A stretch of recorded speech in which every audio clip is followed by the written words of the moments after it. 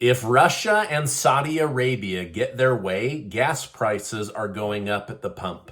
President Biden tries another backdoor way to get $400 billion of student loan debt erased by the American taxpayer. Donald Trump says this is stealing from hardworking Americans. Plus, Israel launches a major military attack on Palestine. Thank you so much for liking and sharing these videos on Facebook and Twitter. It helps me out as a small news station, so thank you so much. President Joe Biden has just put forward his new student debt forgiveness plan after the Supreme Court blocked his initial efforts. This time, Biden will attempt to use the Higher Education Act of 1965 to cancel upwards of $400 billion of student loan debt. Biden stated, "This new path is legally sound. It's going to take longer and, in my view, is the best path to remain in providing for as many borrowers as possible." In relation to federal student loan debt, the law states the Education Department can enforce, pay, compromise, waive, or release any right, title, claim, lien, or demand. While this sounds promising for Biden, the law has only been used under special circumstances for those with disabilities or when a college or university is suddenly closed unexpectedly. Now, some are saying that, isn't that interesting that this will definitely work out, but it's going to take a long time, giving Biden more talking points to promise in exchange for votes leading up to the 2024 election cycle, while others say Biden has a pure heart. He really does want to forgive $400 billion of student loan debt. Now, during a recent rally, former President Donald Trump bragged about the Supreme Court justices he appointed, claiming that he likely saved the American taxpayer trillions of dollars in student loan debt. However, I believe Biden will once again use student loan debt as a major pitch for 2024 to try to hurt Donald Trump and buy votes from people that are sitting on the fence line. But on the other hand, Biden did fail to deliver on his promise multiple times, and that is going to sit in people's minds as we go into the election. Florida's Governor Ron DeSantis has released a controversial video which targets Trump for his former views on LGBTQ rights. During the video, a clip of Trump claiming he will protect LGBTQ rights and a clip of him claiming he'd allow Caitlyn Jenner to use the women's bathroom at Trump Tower were played. But this approach has backfired on Ron DeSantis, as many conservative commentators called the governor homophobic. One pro-LGBTQ Republican group named the Log Cabin Republicans stated Ron DeSantis and his team can't tell the difference between common sense gays and radical left gays. Sadly, he sees them all the same. Now, there's a big difference between LGBTQ rights and this transgender movement. And that's where I think that there's some confusion. And so I see what these pro-LGBTQ Republicans are saying, where it's like, hey, there's some really crazy, wacky stuff like pedophilia and the transgender stuff, which is very different than a man wanting to marry a man or a woman wanting to marry a woman. And so this will likely become a major issue for Ron DeSantis as he moves forward. Now, just as Twitter was starting to come back from the dead, Elon Musk has announced a new limit use rule. Basically, once people see 800 posts in a day, their Twitter will turn off. Musk said he did this to help people limit their use on the app and go outside more, but experts say they won't go outside, they'll just move to another social media app. Now, this could be very hard on Twitter because advertisers don't like having limitation on the amount of eyeballs that they can get their brand in front of. So this may be something that actually hurts Musk while he desperately needs to stop the bleeding and get money coming in versus only money going out. Let me know in the comments down below. Do you use Twitter? Do you like the idea of a social media app limiting you? I know over in China, every 4 or 5 videos on TikTok, they stop and say, are you sure you want to continue on the app? But they allow you to continue on the app. Where with Twitter, boom, it just shuts down now. Hunter Biden's attorney, Abe Lowell, has attempted to defend his client after testimony was released from 2 whistleblowers last week. Lowell stated, it is no secret these interviews were orchestrated resuscitations of mischaracterized and incomplete facts by disgruntled agents who believe they knew better than the federal prosecutor who had all the evidence as they conducted the 5-year investigation of Mr. Biden. While this is mainly covering the gun and tax charges, I still believe they probably took it easy on him because he's a sitting president's son.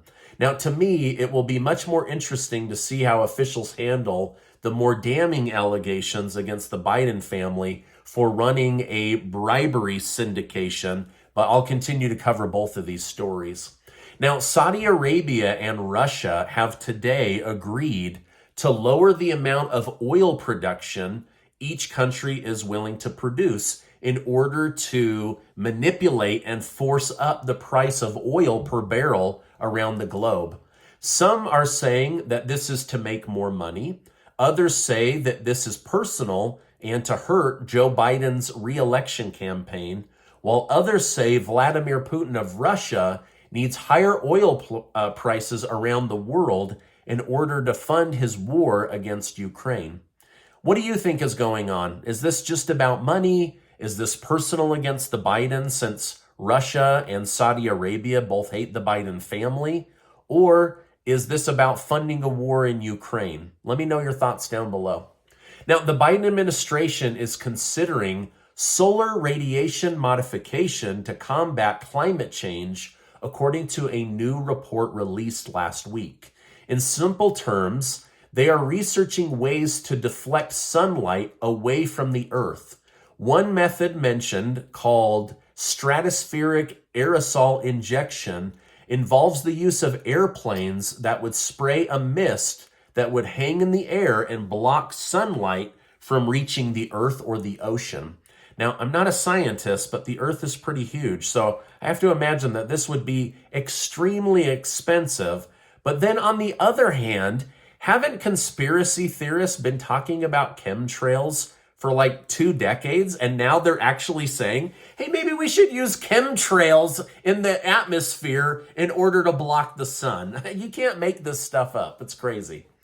Ukrainian President Volodymyr Zelensky has claimed that peace negotiations will not resume until Ukraine has regained access to their borders. Zelensky stated Ukraine will be ready for one or another form of diplomacy when we are really on our border, on our real border in accordance with international law. Now, so basically they're saying they want back all the territory that Russia has taken, including Crimea, which is their true border. But as Colonel Douglas McGregor has said, over the last 300 years, these borders have changed hundreds and hundreds of times. So for Zelensky to demand this means the American taxpayer may be funding a war that never comes to an end, because Russia, especially in the case of Crimea, is never going to give back Crimea. Now, while I respect Zelensky's ambition, Russian President Vladimir Putin has just raised the salary of his infantrymen and women so that his troops have higher morale and intention when going into battle against Zelensky and the Ukraine army. On top of this, new satellite imagery has shown that the Wagner mercenary group is possibly being housed in a military base in Belarus.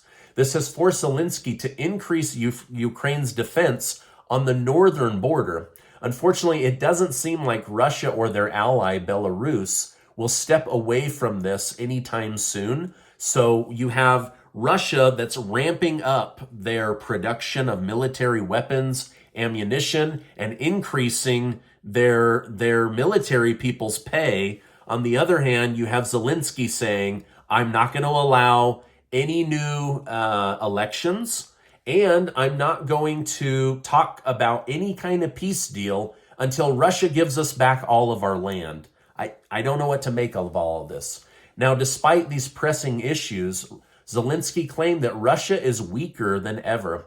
He pointed to the fact that Wagner was able to move deep into Russia against Putin. Zelensky stated, "All of us understand his whole army is in Ukraine." Now, there is a rather serious battle going on between Israel and Palestine. Around 1,000 Israeli soldiers, supported by drone strikes, launched a major military operation in the occupied West Bank. The operation targeted a militant command center in the densely populated Jenin region refugee camp area. Now, at least 8 were killed and 80 injured. While the operation expected to continue indefinitely, the assault involved gunfire, explosion, airstrikes, which caused widespread fear and distress among residents. The camp, known for its association with militant factions, has been a hotspot for attacks on Israel in recent years. The Israeli army aims to dismantle these militant operations and prevent further attacks on the state of Israel. The operation raised concern about escalating violence and its impact on civilian life. While Israeli officials emphasize that the operation is not directed at Palestinian authorities, President Mahmoud Abbas has condemned this as a war crime. Now, the regional response has been mixed, with Egypt and Jordan criticizing the operation and calling for international intervention. The ongoing violence in the West Bank has put Israeli Prime Minister Benjamin Netanyahu under pressure to strike a balance between aggressive military action and international calls for restraint. In an effort to encourage China to reopen normal communication with America, President Biden is sending Treasury Secretary Janet Yellen to be a diplomat on behalf of the United States with Beijing. To me, this seems like a waste of time and resources because China has already said they won't open up communication, specifically military communication, until the United States sanctions are removed from the country of China. So they're sending her over as goodwill and to save face, but at the end of the day, I don't think Janet Yellen is going to be able to do much with China. Heck, she's not even been able to do much for the United States. So I don't see much coming out of that, but it is a big story in the news. Now, before you go, I want to remind you that you are amazing. I appreciate you stopping by today. Make sure to hit that subscribe button, and please go watch this super important video. Thank you so much, and I will see you on the next video.